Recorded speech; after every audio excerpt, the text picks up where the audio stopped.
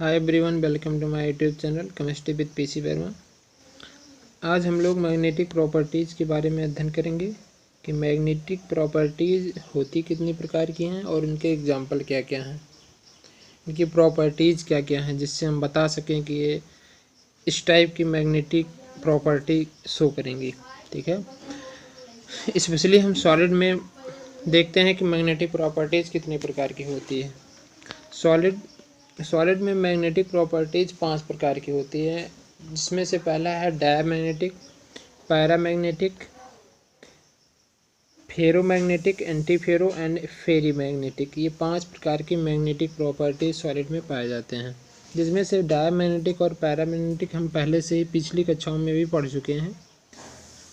हमें जो अलग मैग्नेटिक प्रॉपर्टीज़ को देखना है वो है फेरो, एंटीफेरो एंड फेरी।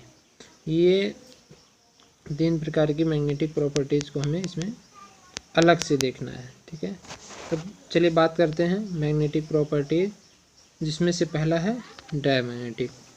अब ये क्या होते हैं, मैग्नेटिक फील्ड के द्वारा वीकली रिपेल्ड किए जाते हैं।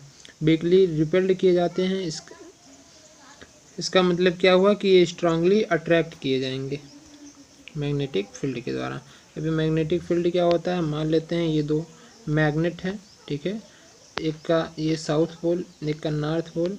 इनके बीच में अगर इनके कॉन्स्टिट्यूएंट पार्टिकल्स आते हैं तो वो वीकली रिपेल्ड किए जाएंगे, बहुत कम प्रतिकर्षित किए जाएंगे, यानी स्ट्रांगली ये क्या होंगे, अट्रैक्ट किए जाएंगे। इस मैग्नेटिक फील्ड के द्वारा स्ट्रांगली अट्रैक्ट किए जाएंगे। ठीक है, तो इनको हम कहेंगे डायमैग्नेटिक। ये पहली प्रॉपर्टी, ये मैग्नेटिक फील्ड के द्वारा स्ट्रांगली अट्रैक्ट किए जाएंगे, वीकली रिपेल्ड किए जाएंगे। ठीक है, all electrons in the orbitals are paired. मतलब क्या होगा कि जितने भी ऑर्बिटल्स होंगे, मान लेते हैं ये ऑर्बिटल्स हैं। ठीक है, ये डी ऑर्बिटल्स हैं इनका, इसके जितने भी ऑर्बिटल्स होंगे वो क्या होंगे, पेयर्ड होंगे। पेयर्ड यानी फुलफिल होंगे, भरे होंगे। ठीक है, इसके पास अनपेयर्ड इलेक्ट्रॉन्स नहीं होंगे, या ऐसा कह सकते हैं कि जिनके पास अनपेयर्ड इलेक्ट्रॉन्स नहीं होंगे वो डायमैग्नेटिक प्रॉपर्टीज प्रदर्शित करते हैं, जैसे NaCl, बेंजीन। ठीक है, मोस्ट कॉमन एग्जांपल। तो डायमैग्नेटिक वो ऐसे कॉन्स्टिट्यूएंट पार्टिकल्स होते हैं जिनके सभी ऑर्बिटल्स पेयर्ड होते हैं और ये मैग्नेटिक फील्ड के द्वारा स्ट्रांगली अट्रैक्ट किए जाते हैं और वीकली रिपेल्ड किए जाते हैं। ये तो बात हुई डायमैग्नेटिक की। बात करते हैं पैरामैग्नेटिक की। अब ये क्या होंगे, ये वीकली अट्रैक्ट किए जाते हैं मैग्नेटिक फील्ड के द्वारा। ठीक है, डायमैग्नेटिक क्या हो रहा था, वीकली रिपेल किया जा रहा था, ये क्या होंगे, वीकली अट्रैक्ट किए जाएंगे, तो स्ट्रांगली क्या किए जाएंगे, रिपेल। इसका मतलब क्या हुआ कि ये चुंबकीय क्षेत्र में, इनको चुंबकीय क्षेत्र में लाने पर ये चुंबकीय क्षेत्र के द्वारा रिपेल प्रतिकर्षित किए जाते हैं। ठीक है, और इनके पास कम से कम एक अनपेयर्ड इलेक्ट्रॉन्स होना कंपलसरी है।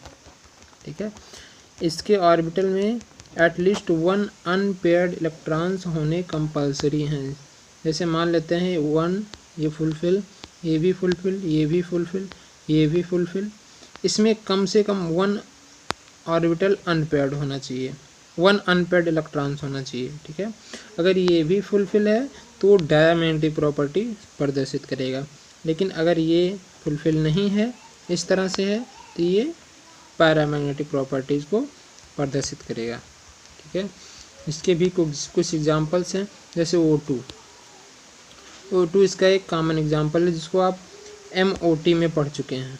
ठीक है, O2 एक एग्जांपल बनता है। दूसरा एग्जांपल है Cu+2। Cu+2 ये भी इसके क्या हैं, एग्जांपल्स हैं, किसके, पैरामैग्नेटिक के। ठीक है, अब बात करते हैं फेरोमैग्नेटिक। ये अलग टाइप का मैग्नेटिक प्रॉपर्टीज़ है। ठीक है, देखिए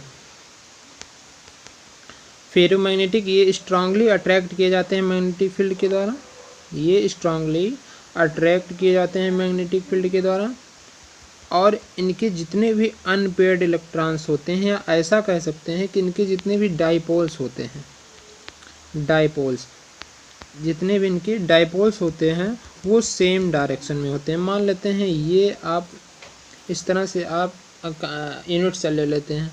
अब इसमें जितने भी मेटल्स होंगे उनके पास डाइपोल्स होंगे, ठीक है। अब वो जो डाइपोल्स होंगे जिनके अंदर प्लस और माइनस की प्रॉपर्टीज होगी, वो अगर सेम डायरेक्शन में है, अगर वो सेम डायरेक्शन कुछ इस तरह से, ठीक है, अगर वो सेम डायरेक्शन में है तो उनको हम कहेंगे फेरोमैग्नेटिक। मतलब इनके जितने भी डाइपोल्स होंगे, अगर डाइपोल्स सेम डायरेक्शन में हैं, जितने भी डाइपोल्स हैं वो सेम डायरेक्शन में हैं, तो इसको हम कहेंगे फेरोमैग्नेटिक। और ये क्या होंगे, मैग्नेटिक फील्ड के द्वारा स्ट्रांगली अट्रैक्ट किए जाएंगे, ठीक है। बस आपको इतना ही बताना है कि इसके जितने भी डाइपोल्स होंगे या अनपेयर्ड इलेक्ट्रॉन्स होंगे वो सब सेम डायरेक्शन में होंगे, ठीक है, समान दिशा में होंगे। अगर ये समान दिशा में है तो ये फेरोमैग्नेटिक प्रॉपर्टीज प्रदर्शित करते हैं। एग्जाम्पल इसका इम्पोर्टेंट है, एग्जाम्पल देख लीजिए। इसमें से कोबाल्ट, निकिल, CrO2 ETC, और भी बहुत से एग्जाम्पल्स हैं। मोस्ट कॉमन एग्जाम्पल्स हम आपको बता रहे हैं, ठीक है। तो ये क्या है, मैग्नेटिक फील्ड के द्वारा स्ट्रांगली अट्रैक्ट किए जाएंगे। उनके जितने भी डाइपोल्स होंगे या अनपेयर्ड इलेक्ट्रॉन्स होंगे वो सब किस में होंगे, सेम डायरेक्शन में। मान लेते हैं ऐसे ये हुआ, ठीक है, और इसमें हम क्या करेंगे, ये अगर सेम डायरेक्शन में होंगे तो उसको हम क्या कहेंगे, फेरोमैग्नेटिक, ठीक है। उसके बाद इसके एग्जांपल्स हैं कोबाल्ट, निकिल, CrO2 ETC, ठीक है। उसके बाद देखते हैं एंटी फेरोमैग्नेटिक। अब ये क्या होता है, हाँ इससे पहले एक पॉइंट और, फेरोमैग्नेटिक का जो मैग्नेटिक मूवमेंट होता है जिसको हम म्यू से प्रदर्शित करते हैं, वो क्या मैक्सिमम होता है। मैग्नेटिक मूवमेंट इसका क्या होता है, मैक्सिमम होता है। निकालते कैसे, μ √n n+2, ठीक है। ये फार्मूला होता है निकालने का मैग्नेटिक मूवमेंट, ठीक है। तो फेरोमैग्नेटिक के जो मैग्नेटिक मूवमेंट होता है वो हाईएस्ट होता है, यानी म्यू क्या होगा, मैक्सिमम होगा, ठीक है। और हम निकालते कैसे हैं, μ √n n+2, जहाँ पे n क्या है, नंबर्स ऑफ अनपेयर्ड इलेक्ट्रॉन्स, उस सेल में कितने अनपेयर्ड इलेक्ट्रॉन्स हैं उसकी संख्या n पर बताती है, ठीक है। यानी μ आपको यहाँ पे नंबर्स ऑफ अनपेयर्ड इलेक्ट्रॉन्स पता होना चाहिए। तो हम इस फार्मूले को अप्लाई करके वहाँ पे नेट मैग्नेटिक मूवमेंट को हम पता कर सकते हैं। तो फेरोमैग्नेटिक का नेट मैग्नेटिक मूवमेंट मैक्सिमम होता है, सबसे ज़्यादा होता है, ठीक है। तो ऐसे करके आप किसी भी एटम्स के मैग्नेटिक मूवमेंट को आप निकाल सकते हैं। तो इसका मैग्नेटिक मूवमेंट क्या हुआ, मैक्सिमम हुआ, ठीक है। इसको आप याद रखिएगा, नोट कर लीजिएगा। तीसरा पॉइंट, चौथा जो प्रॉपर्टीज़ है एंटी फेरोमैग्नेटिक, ठीक है। अब इसका जो नेट मैग्नेटिक मोमेंट होता है वो जीरो होता है। क्यों होता है, अभी हम बता रहे हैं आप लोगों को कि इसका मैग्नेटिक मोमेंट यानी μ क्या होगा, जीरो होगा, μ जीरो होगा, ठीक है। अब देखिए इसके जो डाइपोल्स होंगे इसको डिफाइन कैसे करेंगे, उसको देख लेते हैं या समझ लेते हैं। अब इसके जो डाइपोल्स होंगे वो अरेंज्ड होंगे, वो कंपेंसेटरी वे में होंगे, अब ये क्या होता है, इसका मतलब ये हुआ कि इसके जितने भी इसका मतलब ये हुआ कि अपोजिट डायरेक्शन, इसका मतलब ये हुआ कि अपोजिट डायरेक्शन। समझिए, एक मान लेते हैं कोई यूनिट सेल है, अब उसमें जितने भी डाइपोल्स होंगे जिसमें हम पॉजिटिव निगेटिव दिखा सकते हैं, फेरो में आपने क्या देखा था, ये सब सेम डायरेक्शन में थे, है ना। जितने भी डाइपोल्स थे वो सब सेम डायरेक्शन में थे। लेकिन इसमें क्या होगा कि इसके जितने भी डायपोल्स होंगे वो एक अदर डायरेक्शन, दूसरा मान लेते हैं इसको प्लस माइनस, फिर प्लस माइनस, दूसरा प्लस माइनस प्लस, यानी एक दूसरी साइड दूसरे डायरेक्शन में, एक दूसरे डायरेक्शन में, एक दूसरे डायरेक्शन में, एक दूसरे डायरेक्शन में। तो ये क्या करेंगे, एक दूसरे को क्रॉस आउट कर देंगे। ठीक है, अब एक दूसरे को अगर क्रॉस आउट कर दे रहे हैं तो यहाँ पे जो नेट मैग्नेटिक मूवमेंट है वो क्या होगा, शून्य होगा। ठीक है, यानी म्यू इक्वल टू यहाँ पे क्या होगा, शून्य होगा। और इसके डायपोल्स जितने भी होंगे वो अपोजिट डायरेक्शन में होंगे, मतलब एक एबव होगा तो दूसरा बिलो होगा। ठीक है, यानी कुछ इस तरह से इनको आप बता सकते हैं। ठीक है, इसके जो डायपोल्स होते हैं ऐसे लिख सकते हैं, इसके जो डायपोल्स होंगे वो अपोजिट डायरेक्शन में होते हैं। ठीक है, इसलिए इसका नेट मैग्नेटिक मोमेंट शून्य होता है। इसके कुछ एग्जांपल्स हैं NiO, MnO, B2O, 3 etc। ठीक है, ये इसके एग्जांपल्स हैं एंटी फेरोमैग्नेटिक के। इसके बाद लास्ट देखिए, इसके बाद लास्ट है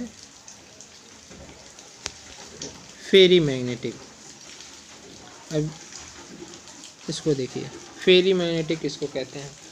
फेरी मैग्नेटिक, इसमें क्या होता है कि जो नेट मैग्नेटिक मोमेंट होता है वो होता है बट फेरोमैग्नेटिक से कम होता है। यानी फेरोमैग्नेटिक से फेरी का मैग्नेटिक मोमेंट कम होता है, फेरी का इससे ज़्यादा होता है। ठीक है, फेरो का इससे ज़्यादा होता है एज कम्पेयर टू फेरी के। ठीक है, यानी ऐसे आप बना सकते हैं।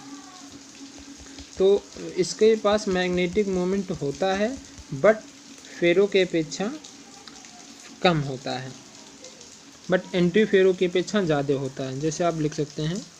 ठीक है, फेरी का मैग्नेटिक मोमेंट यहाँ पे क्या है, कम है, लेस देन है फेरो के। उसके बाद देखिए कहते किसे हैं। अब इसके क्या होंगे, जो unequal numbers of parallel and anti parallel arrangement of magnetic moment. मतलब क्या होगा कि इसके जो डायपोल्स होंगे उन अभी तक आपने क्या देखा था, या तो सेम डायरेक्शन में आ रहे थे, है ना, या तो सब अपोजिट हो जा रहे थे, सेम अपोजिट। यानी आप फेरो में देखा कि सब सेम डायरेक्शन। एंटी फेरो में देख लिया आपने कि एक सेम डायरेक्शन, दूसरा दूसरी डायरेक्शन में, है ना, कुछ इस तरह से थे। बट ऐसा भी अरेंजमेंट डायपोल्स का हो सकता है कि उनके जितने भी डायपोल्स हों वो कुछ इस तरह से अरेंज हो जाएं। मान लेते हैं ये पहला है, ये दूसरा है, ये तीसरा, सब सेम डायरेक्शन में 3, चौथा आपका अपोजिट डायरेक्शन में आ जाए, पांचवा अपोजिट डायरेक्शन में आ जाए, उसके बाद छठवां फिर सेम डायरेक्शन में। यानी अनइक्वल नंबर के, यानी नंबर इनका इक्वल नहीं है डायरेक्शन का।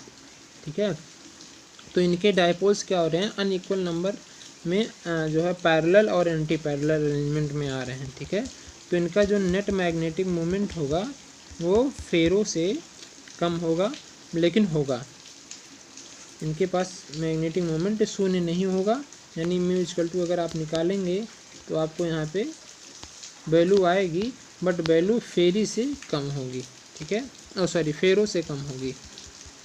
अब इसका एक ही मात्र एग्जांपल है, वो है Fe3O4। फेरी मैग्नेटिक का मात्र एक एग्जांपल है, वो है Fe3O4। ठीक है, अब इससे रिलेटेड आपको कहीं भी कोई भी प्रॉब्लम आ रही है तो आप कमेंट कीजिएगा। अगर आपको और किसी भी टॉपिक पर वीडियो चाहिए तो उसको भी आप कमेंट करके हमें बता सकते हैं। Thank you for watching.